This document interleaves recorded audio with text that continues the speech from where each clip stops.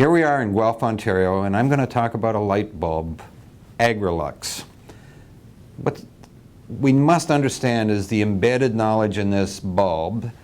So first of all, there's a ton of research done by the University of Guelph in looking how this bulb, which is LED and provides a certain wavelength of light, that allows birds to produce more eggs.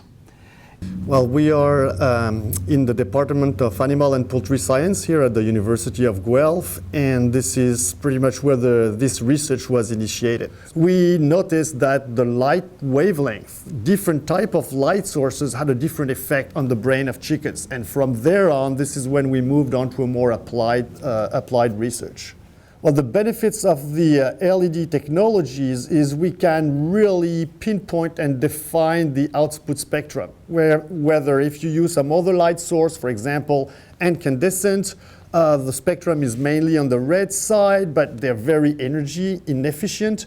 On the other hand, compact fluorescents that have been very popular. One of the main problems is the spectrum is going to be closer towards the green side of the spectrum. They also have some issues in terms of ability to dim properly without flickering. So in essence, the LED, we can build whatever we want in terms of spectrum. They have a very long half-life, and on top of that, they are the most energy efficient. So ultimately, they should become the most appropriate product to be used by the industry. If we look at the modern layers, so the commercial modern layers, they are finely tuned. They are almost like egg-laying machine, and that's been going through decades of genetic selections and improvement. It is safe to say that on average, an average farm, depending on the production system, will be roughly around 325 to 335 flock average. Okay, and in our case, in the case of Douglas, we went from this kind of average number to 342. And now the last one, 344. So here we have improved the production by maybe a few percent. So we can really see now we're talking of a one-piece cast aluminum. There's absolutely no gap there. There's no way the dust can accumulate in here. It's been screwed, sealed with silicone, one piece all in all, so the water doesn't get in even if you hit it with high pressure washing. And we also worked on the lens of polycarbonate that's very durable and as well helps blend the individual LEDs in there, so it kind of gives a diffuse light to the barn. This socket is basically screwed into a pigtail, but during the pressure wash, the water was dripping down the pigtail and entered and accumulated around the button here and entered the bulb through the button. So wherever there is a gap, water can find its way. So the latest and final improvement was to actually redesign that socket hand here to make it a one piece as well, so there's no way for the water to get in. This is our current design of lights that we have developed and validated. And at the very beginning, during the initial stages of the research, this was the first bulb that we worked with, and it was a 6-watt bulb for the layers farm at Dykstra Farms. So as you can see, there has been a definite big improvement and distinct improvement over the original design.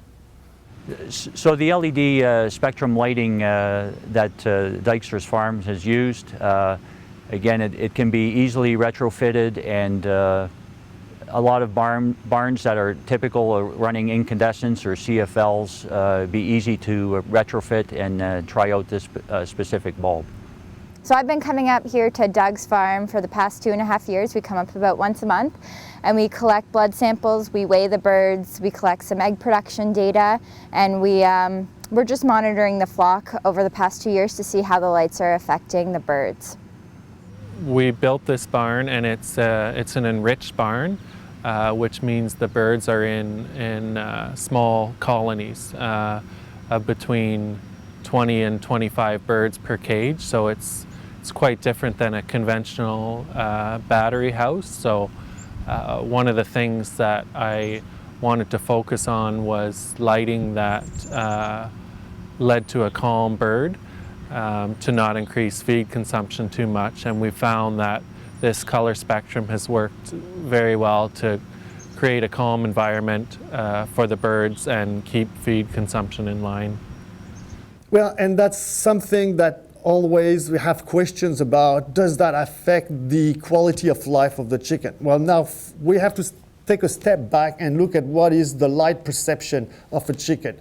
Beyond the brain photoreceptor, at the eye level, the chickens have 4 types of photoreceptors, and they see much better in the red than we do. We have a really poor vision on the red. They see much better. So in fact, if we look at how they will perceive the light, their environment will look much better and much brighter for them than for us. It took us 3 years from here to here, but I think now we're pretty 99.99% confident. There's always that 0.1%, but I would say 99.99% confident that's the best that we can get.